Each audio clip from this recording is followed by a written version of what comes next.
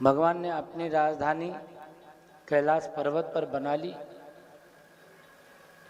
ब्रह्मा जी ने यहाँ तक की कथा देवर्षि नारद को श्रवण कराया। देवर्षि नारद ने कहा, जब भगवान शंकर कुबेर के साथ कैलाश पे विराजमान हो गए तो सृष्टि का विस्तार कैसे हुआ वो कथा सुनाने की कृपा करें। फिर ब्रह्मा जी बता रहे हैं कि मैंने 10 मानस पुत्रों को प्रकट किया। भृगु वशिष्ठ कृतिरंगिराश्च मनु पुलस्त गौतम रेभ्यो मर्चि यवन सदक्ष। ये 10 मानस पुत्र मैंने पैदा किए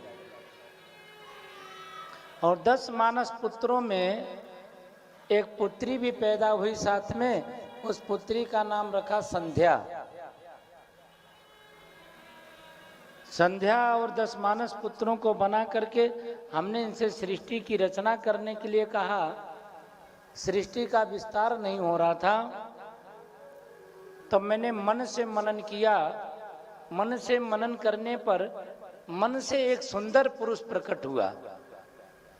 मन से सुंदर पुरुष प्रकट हुआ। वो पुरुष बड़ा सुंदर था, सबके मन को अपनी ओर खींचने वाला था, आकर्षित करने वाला था।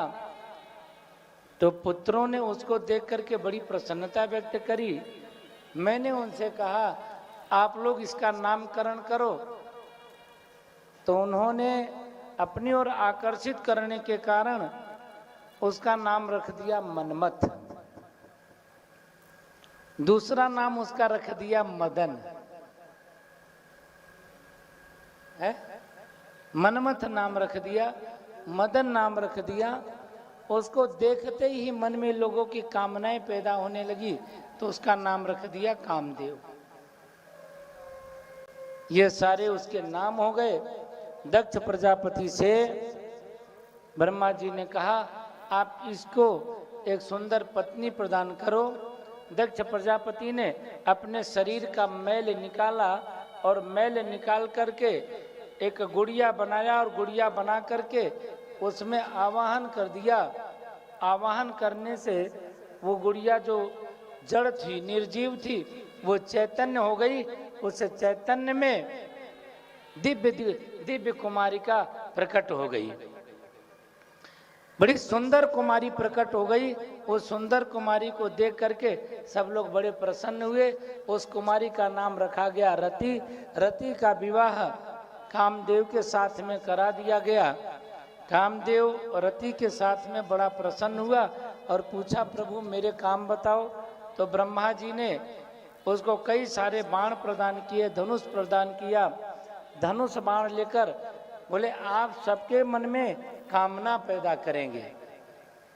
सबके मन में कामना पैदा करने का काम आपको दिया जाता है।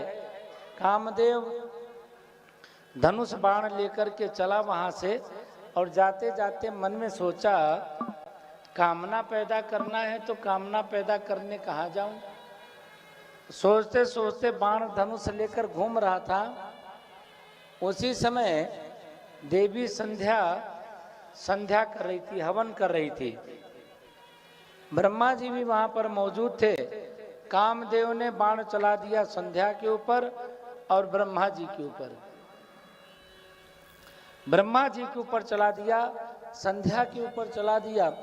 संध्या और ब्रह्मा जी के ऊपर चलने के कारण अब कामदेव के बाण से सब पीड़ित हो गए, सब मोहित हो गए। सब पीड़ित होने से, मोहित होने से एक दूसरे के प्रति आकर्षण हो गया। सकाम भाव से ब्रह्मा जी ने संध्या को देखा, संध्या ने ब्रह्मा जी को देखा। भगवान शंकर इस दृश्य को देख करके बड़े नाराज हुए और नाराज होकर के वहीं पर प्रकट हो गए। ब्रह्मा जी को डांट करके बोला, तेरी बुद्धि भ्रष्ट हो गई है, तू आसक्त हो रहा है, समझ में नहीं आता जिसको तूने बनाया उसको पाने की तेरे अंदर लालसा पैदा हो गई। ब्रह्मा जी को भगवान शंकर ने बड़ी भारी फटकार लगाई, बड़ा डांटा। ब्रह्मा जी शर्मिंदा हुए, लज्जित हुए और लज्जित होने पर ब्रह्मा जी ने अपने उस शरीर का परित्याग कर दिया। मन से परित्याग करके दूसरे शरीर को ब्रह्मा जी ने धारण कर लिया। इधर देवी संध्या ब्रह्मा जी के द्वारा शरीर त्याग करने के बाद इसके मन में भी बड़ा विषाद प्रकट हो गया। विषाद हो जाने पर मन में विचार करने लगी कि मुझे भी ये देह त्याग देना चाहिए। इस देह में दोष लग गया है, दोष लगने से इस शरीर को धारण करना अब ठीक नहीं है। ऐसा मन में भाव पैदा करके देवी संध्या घर से निकल जाती है। घर से निकल गई, सुदूर पर्वत पे जाकर के चंद्रभागा नदी के किनारे बैठ करके मन में विचार करने लगी, मैं क्या करूं। अब मुझसे अपराध तो हुआ है, दोष तो लगा है, इस दोष से निवृत्ति पाने के लिए कोई न कोई उपाय तो होगा। मन में ऐसा विचार करके प्रायश्चित करने का संकल्प ले करके बैठ करके मनन कर रही है, सोच रही है, चिंतन कर रही है।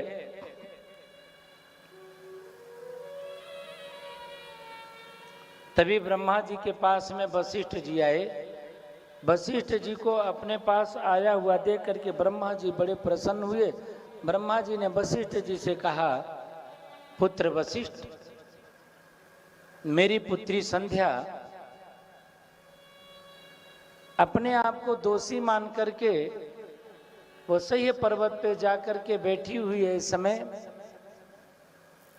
उसका जाकर के मार्गदर्शन करो, उसे उपासना आराधना करने की विधि बता करके उसका जीवन सफल बनाओ। वशिष्ठ जी देवी संध्या के पास पहुंचे। संध्या किम कर्तव्य होकर के बैठी है। संध्या को देख करके वशिष्ठ जी ने पूछा, सुंदरी तुम कौन हो और यहाँ पर बैठने का कारण? आद्योपांत सारी कहानी बता दी।